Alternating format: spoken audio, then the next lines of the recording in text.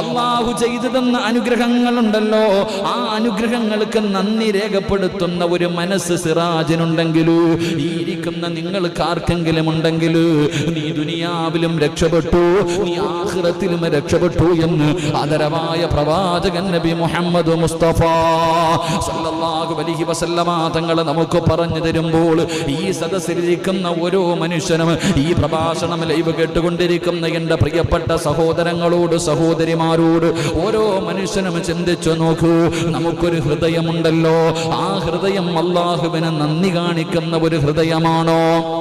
അല്ലാഹുവിന് ശുക്ർ ചെയ്യാനുള്ള ഒരു മനസ്സോ ഒരു സ്വഭാവമോ നമുക്കുണ്ടോ?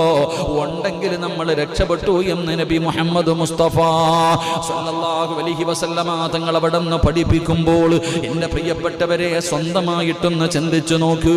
അല്ലാഹു എനിക്ക് ഒരുപാട് അനുഗ്രഹങ്ങൾ നൽകി, എനിക്ക് കണ്ണ് നൽകി,